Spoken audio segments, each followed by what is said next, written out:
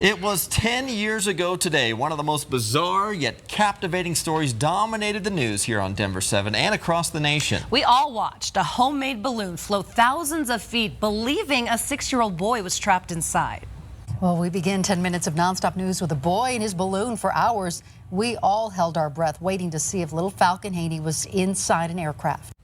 Well, we know how this story ends, too. After a frantic chase and search, that little boy was never in the balloon, and the story turned out to be a hoax and publicity stunt. So now, 10 years later, Denver 7's Nicole Brady is revisiting this story. And Nicole, you spoke to a reporter with our partners at 5280 Magazine who recently visited the family in New York. Yeah, they're a little more camera shy now than maybe they were before this happened 10 years ago. But the parents, Richard and Mayumi Heaney, they are still maintaining that this was a big misunderstanding. And they say that they wish the world would just kind of forget the whole thing. But how could we forget moments like this? He's in the air. He's in the air? Yeah.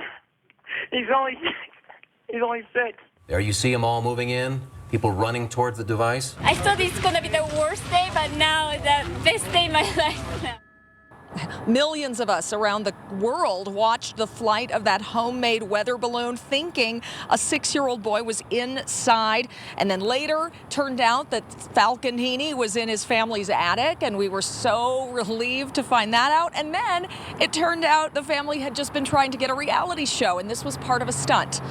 I think people felt betrayed because they really set their emotions out there for this family, these people who they didn't know. And then maybe that's the lesson. You can't believe everything that you see. Yeah, so a 5280 reporter, Robert Sanchez, recently got a chance to revisit the family in upstate New York for a piece on the 10-year anniversary. The story revealed that Richard Heaney now works some odd jobs, and he's come up with more interesting inventions over the years that you can read about in that story. Falcon Haney, now 16, has left this far behind him, really doesn't even remember it very well. He's in a band now with his brothers, and he is a normal, happy teenager. So good to hear that Falcon is doing well. But 10 years, wow, this was certainly one of Colorado's most memorable stories ever. We were glued to our TVs back then, and few, if any, moments like that still capture the whole nation's attention like that one did 10 years ago.